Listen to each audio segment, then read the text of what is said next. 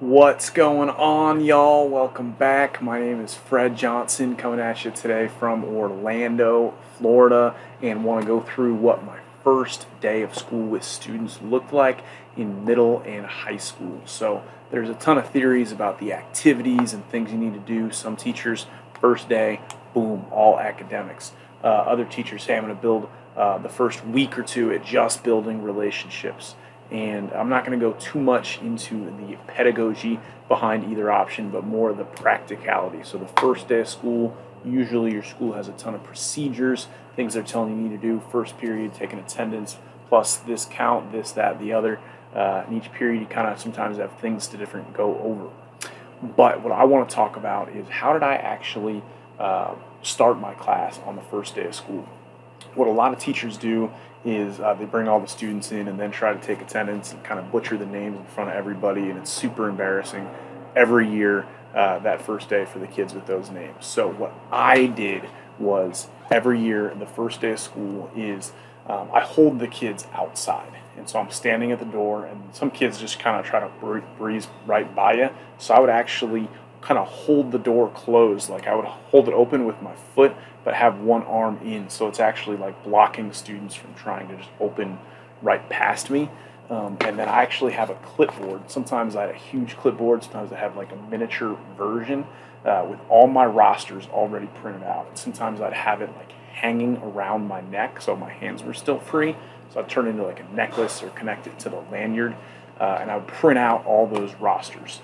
Now, if you're in public schools, anywhere where there's a lot of transition, your roster the first day isn't always accurate. You've got new students coming in, students transitioning out. So I would encourage you to leave some extra space on there. Sometimes that's why I got the extra big clipboard, so I could have phone numbers or important details about the first day beneath those rosters. But what's that roster look like?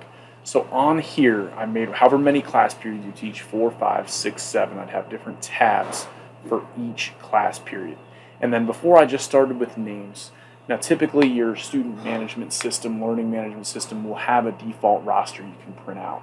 But I wouldn't just print that one out. I'd edit it so I had some important details for me. First one, I would just put my name at the top in case I lose my paper. Somebody could bring it back to me. Name of the class, because sometimes different periods were different. And then I would have important links.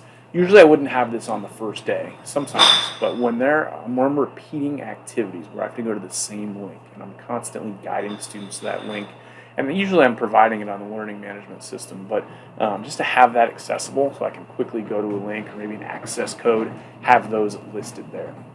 I also have the times that class ends. So typically, especially if you're new to a school or there's a new schedule, you don't have the end times handy, and you hate to be like surprised by the bell or having to look for the time or have some students say, oh, class is about to end when it's not. So I like to have that handy right there with me, and then a list of all 5 days so I can take attendance. Even though we do it digitally, all those first couple weeks always have a hard copy, and then some extra boxes here for notes. Some management systems, when you print out your roster, it'll come out with kind of numbers, like 1 through whatever, 40, whatever, how many numbers you have, and then gender, and you can add more categories if you need it, and grade level. Sometimes I would have like a grade book and another program, and one would have the grade level, and one would have the gender, and one would have the number. I make sure I get all those on the same one. So if it's not there, I'm manually putting it in because I want to know what grade students are in. Helps to know gender and know how many students you have in your class. And then I alphabetize them. The first week or two, I actually recommend adding in extra space in between each one. If you're type A and you need your students to be alphabetical, I would always write in by hand the students that weren't on the list at the bottom, and it would drive me crazy that it was no longer in alphabetical order. So you may want to add those extra spaces if that's important to you.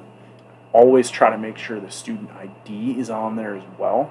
And the reason I want that on there is in the off chance that you have 2 students with the same name, which has happened before. Messes up data and tests like crazy when they get mixed up.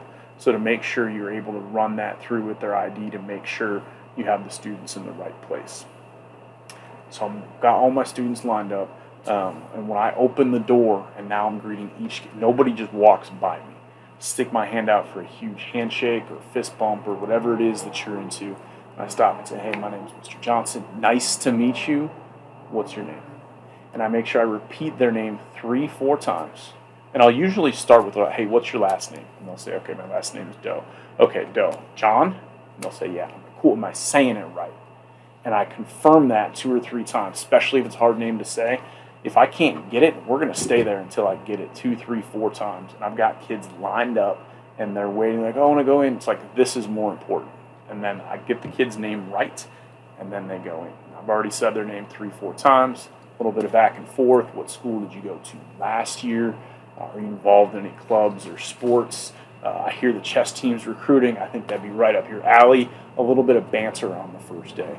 Not that teacher that says don't smile till Christmas. Start building that relationship day one. Find out what they're into. Find out what they care about. And then that student goes in. Next student. Okay. Morgan. First name, Rex. Okay, cool. Am I saying that right? Is that what you go by? How was your summer, man? Cool. All right. Did you do anything fun? Go on any vacations? Cool. What school did you go to last year? Oh, you went here. Awesome. Welcome back. And did you play any sports, activities, clubs? Cool. Great to meet you, man. Rex. Great to meet you, man. Cool. Grab a seat. And I do that with each student for the first week or two until there's no question that I have everybody's name down.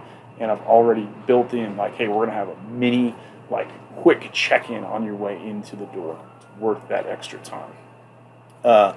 And then finally, on the first day, I typically will, there's a little less time left because I've already spent 10-15 minutes getting everybody in the door.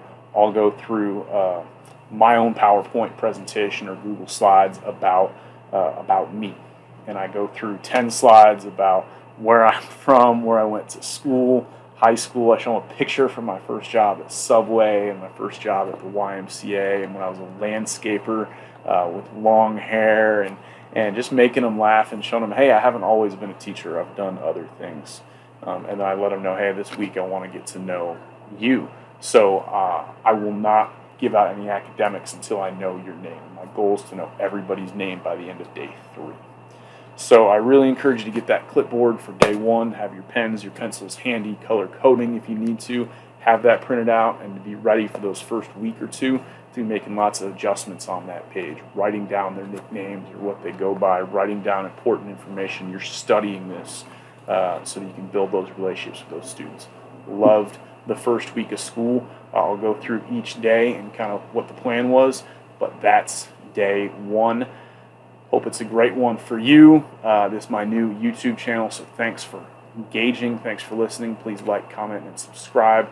And feel free to add any ideas, suggestions, questions, comments, or suggestions in the chat. Great talking to you.